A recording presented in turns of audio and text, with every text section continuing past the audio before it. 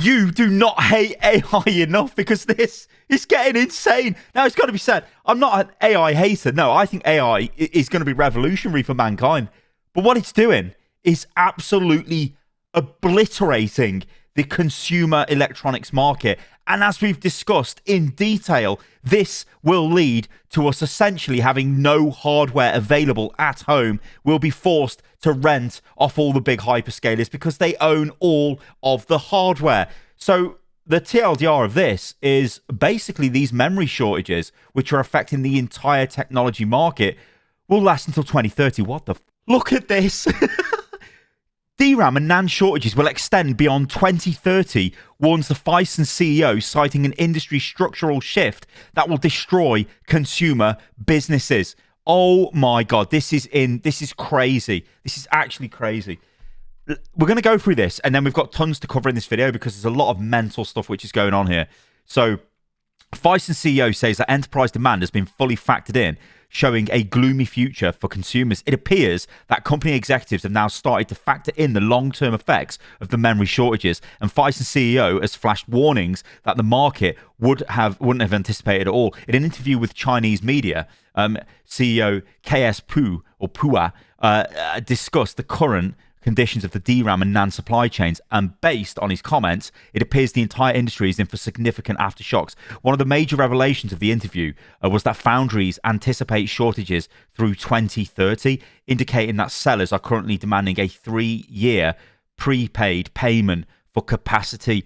That is crazy. And remember what I've said. And then remember, this is because the hyperscalers are bidding each other against each other, basically, for crazed amounts of money to actually buy the production slots for RAM. And it's not just RAM, it's also hard drives, it's CPUs, it's GPUs, it's everything, right? But it's specifically for RAM in this case. They bid each other up to stupid levels, the contract gets signed, and then the company, whether that's Micron, whoever, is going to make the RAM, goes ahead, and then let's say Samsung, for argument's sake, let's pick a different company for a change. Samsung make the RAM, and then that RAM's not going to be made until 3 years' time, because literally there isn't the capacity of that, and you've got to pay in advance. So all these production slots are getting played, and it's not just 3 years in advance. A lot of stuff which is being produced this year has already been paid for. So these companies actually can't. We know Western Digital cannot produce any more hard drives this year. They've been sold to AI. So you're just not going to get any.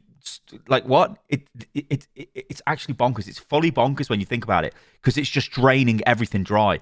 Now, there is obviously a case where maybe other companies will pop up and start servicing the need for more memory and such, or these memory companies might start expanding their businesses. But the problem is they can make so much more profit per unit selling to AI that they just don't give a shit about me and you. And it's actually, it's really bad. Like I said, I fully believe AI is going to be transformative for us, but it's just, I mean, in a good way, right? Curing cancer, as we always say, but not that. Oh man, it's so bad. But the thing is as well, AI needs to get more efficient, and then it won't use as much hardware, which would be a nice thing. But anyway, so you can see the tweet there, which was reported by QQ Timmy. Again, there's links to all of this in the video description below.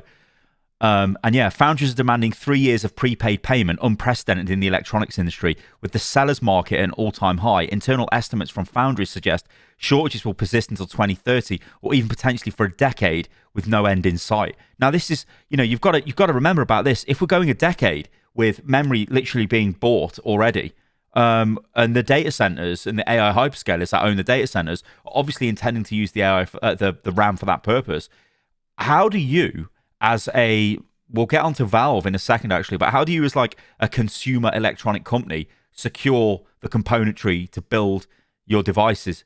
You can't. This is what is mad about this. It's crazy. And these companies will, I mean, Valve obviously won't go out of business, but other companies will start to really suffer. Because remember, it's not just games consoles, it's everything. It's absolutely everything technological, which uses memory, CPU, SSD, storage, flash, hard drives, whatever. There is no doubt that in its current state, big tech isn't entirely certain about the profound impact memory shortages will have on its product lineups, and the industry is still calculating the possible consequences. Phison CEO also states that the company anticipates NAND and DRAM demand to reach an all-time high this year and remain sustained through the end of the decade as well. More specifically, the official also mentions that many consumer segments will be disrupted, potentially wiped out of business, simply because AI needs too much DRAM. From year end 26, many system companies will shut down or exit product lines due to inability to secure memory. In the second half of 26, large numbers of low margin brands will exit, low end products will disappear, creating a market vacuum until supply recovers or growth explodes again. I mean, will supply recover? This is the thing. The question is this: is there enough AI related RAM and all that general compute? Is enough of that going to be made this year to facilitate AI's growth for the next couple of years? Or, as a lot of the AI and tech bros seem to believe, this AI build out requires more, and so we'll look back in a year's time and go, how the hell were we even functioning with as little compute as we had back at the start of 26? If that's the case, things are just going to get exponential, and this is just going to leave consumer electronics in the dust, and it's a major worry. This is a major worry. If you think the memory shortages are already intense enough, wait until Nvidia's Rubin AI infrastructure hits the market. As according to Phison's CEO, we're expected to see a rise in NAND demand that suppliers won't be able to sustain at all. With Rubin's ICMS platform, along with high-spec memory requirements, the lineup alone could gobble up more than 20% of global NAND production. Phison's CEO says enterprise demand hasn't been fully factored in yet, and it will explode. It is indeed disappointing to see the current state of DRAM and the NAND industry, but given the pace of the hyperscaler build-out, major executives are now factoring a product winter driven by supply cutbacks and a delay of retail-focused launches. Now, this is one of those things, like I spoke about in a video yesterday. Sony is saying the PS6 is going to possibly be delayed a couple of years. Now, obviously, I know the PS5 Pro isn't even, the PS5 isn't even really used to its full capacity. Where are the exclusives, Sony?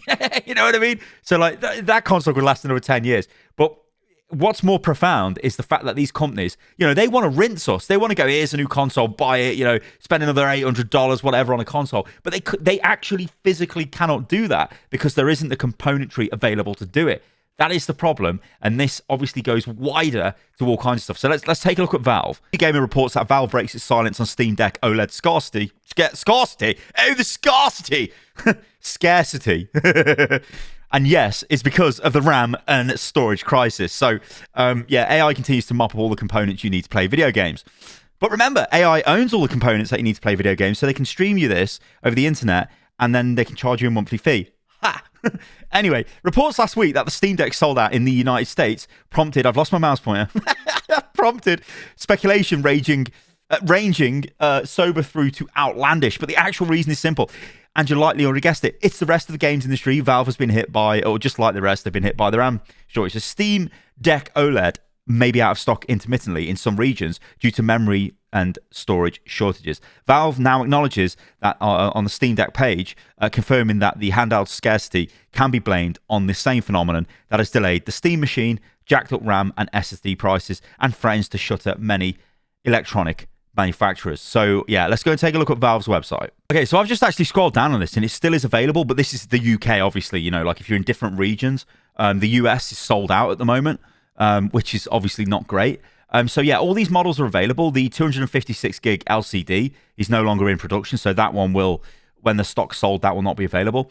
But this is the note that they were referring to in the previous article. They're basically saying, look, there's going to be intermittent problems here with actually building these devices because we don't have the supply. Like the production lines are ready to go, but then we suddenly don't have enough memory, so we can't actually build the things. Now, the price of these will probably start going up as well. Because if suddenly the RAM is 500% more expensive, there's going to come a point where they will have to pass this on to the consumer. And again, this is one of those problems where it's just going to be an issue. Also, what the hell is in my cart? So I found this over on Twitter from Wario, and you can see this is a picture of the US page. They're all out of stock.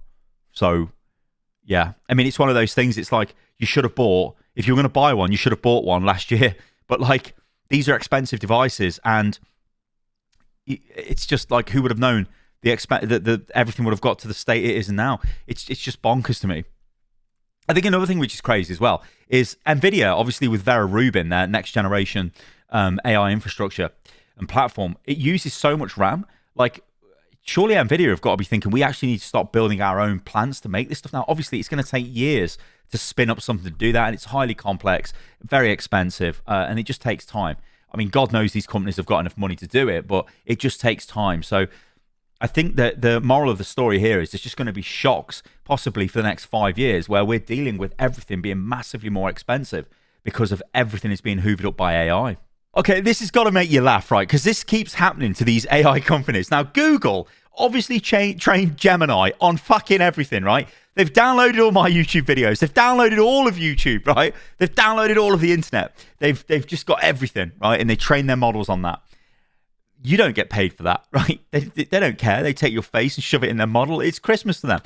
But again, they are moaning because, well, it's what's been said here on Twitter, commercially motivated. So Google has revealed that commercially motivated actors attempted to clone Gemini app by bombarding it with over 100,000 prompts. This model extraction attack aimed to steal the AI's proprietary logic and reasoning capabilities, particularly in non-English languages, to train a cheaper, unauthorized copycat model.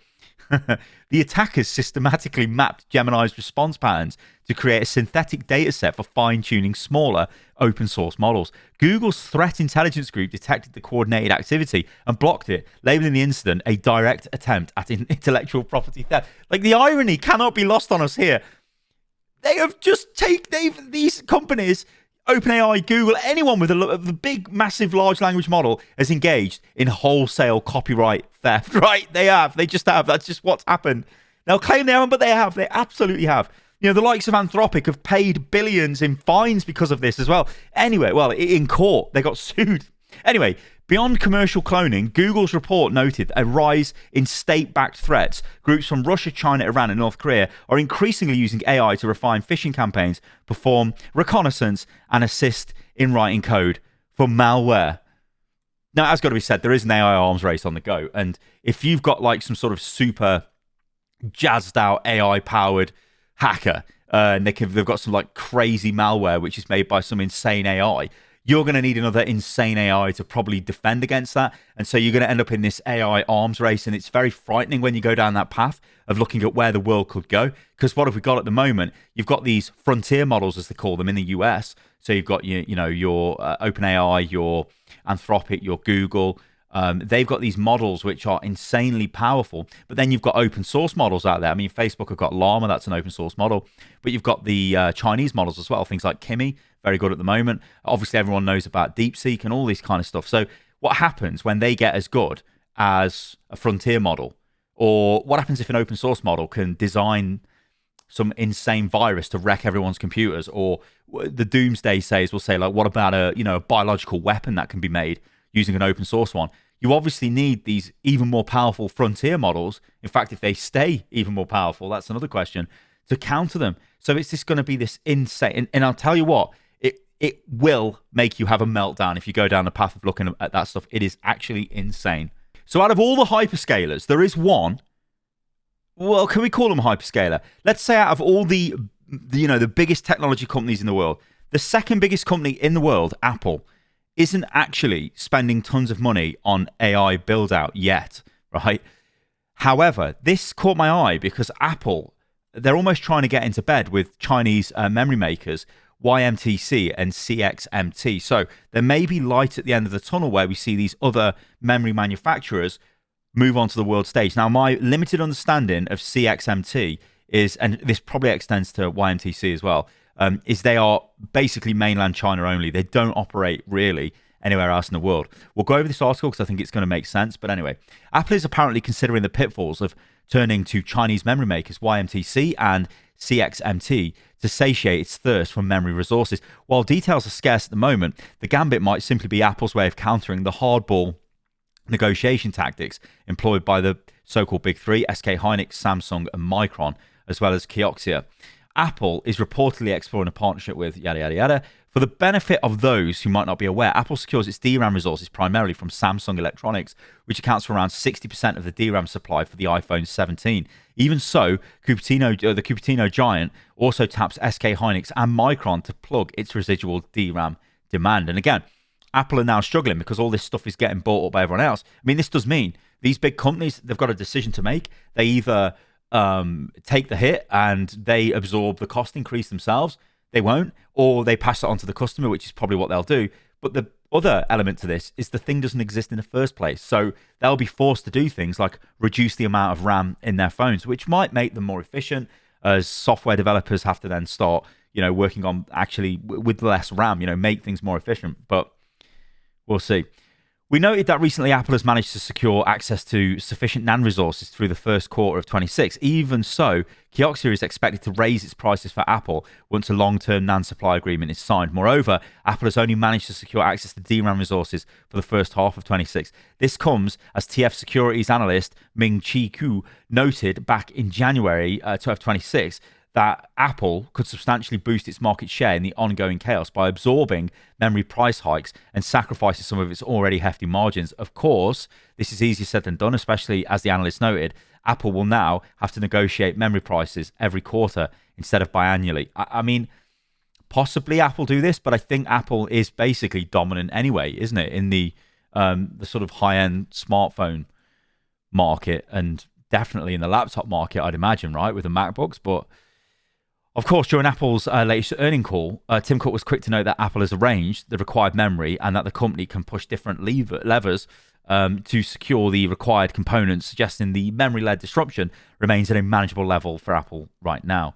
So, I mean, when they move on to say this, enter the Chinese players, this brings us to the core of today's topic. According to Li Jue, if I've got these names wrong, I do apologize.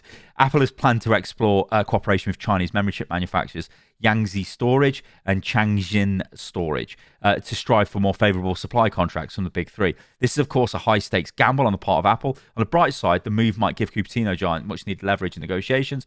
After all, the Chinese memory makers are rapidly catching up, as illustrated by the fact that China's leading memory manufacturer, CXMT, is about to commence the mass production of high bandwidth memory 3 chips, which, while still not able to match the technological prowess of the so-called big three, do represent a profound indication of China's emerging economies of scale in the memory sphere.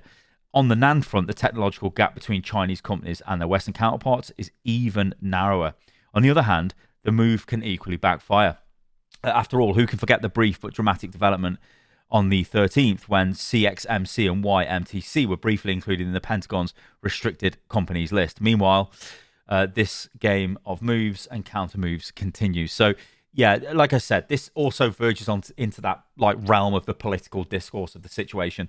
Trade wars, trade, well, maybe not I was going to say trade embargoes and sanctions. That's not happening. But tariffs is the word I'm looking for. The US government might decide again that Chinese manufacturers are now a threat, so they can't be used in Western electronics, because even though it would only be the American market they've got any power over, this obviously has a knock-on effect to other markets around the world. I think the only saving grace with this is we could be going into a period, like I said, where these different companies are going to start producing memory, and hopefully at some point the prices will come down for the rest of us. But the problem is, these companies are still selling to the hyperscalers, and they're still selling to enterprise customers who are paying massive top dollar because they're all competing for the stuff. Now, I don't know what to make of this. I really don't know what to make of this. So Meta has patented an AI that lets you keep posting from beyond the grave. Now, in some ways, I was like, oh, okay, this would be kind of cool, right? In like a morbid way. Let's say a family member is no longer with you, but you could still talk to them. And it would kind of talk how they would because it's been trained on them. It's obviously not them. And it's very cyberpunky. But it's like, that might help people with grief. I don't know. But this isn't what they're saying. They're saying, these fuckers just want to keep you posting, even when you're dead. They need the content. And they know just a straight up AI. No one cares when the AI is posting. But if Stylosa pops his clogs and then keeps posting on, I never post on Facebook, let's just say I do, keeps posting on Facebook, it's great because the Stylosa AI is just pummeling it out. It's great. But what happens if you had 100 million of these and it was just doing it for everyone on the platform? Then you don't even need to talk anymore because it's just a platform of the dead. It's insane. It's actually insane, this is. So Business Insider says, if you could set your Instagram page to keep posting after you die, would you? It is a valid question, would you? Might be funny, but I mean, what's the point? Like, what is the point? There is no point. Meta was granted a patent that would allow it to use AI to train a bot to keep a postmortem actives account. A Meta spokesperson said the company has no plans to move forward with the tech. Well, we'll leave it at that, but I don't know. I want you guys to let me know what you think about that in the comments below, because it is kind of like, It's going to be some of that. You could do it. You can actually do it right now, right? If you wanted, I mean, I keep saying this. I use myself as the example. You could get my voice. You could get my likeness, right? There's tons of it on the internet. You could train an AI model. You could just keep making videos with me forever. It's not going to be what I would say, but it would sound like me and would look like me.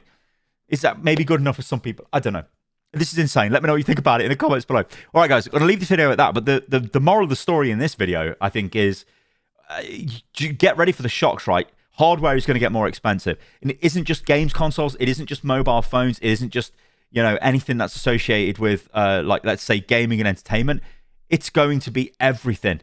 Memory it's in your car, right? It's in everything. It's probably in your microwave. You obviously haven't got DRAM, or high bandwidth memory in your microwave. You know what I mean? But you get what I'm saying, right? Even if those factories were producing components to do that, and if they've got the capability, they're going to start making stuff for AI. And as I said, this extends beyond just like memory. This is everything. We did see that things like ISP infrastructure buildouts are being delayed because the required resources are going into data center networking and buildouts and all of that kind of stuff. So it's really worrying. It's really worrying. All right, guys. Thank you for watching today's video. I've been Stylosa. You can follow me on everything, which is @Stylosa. And I'll catch you lovely lot on the next video. See you soon.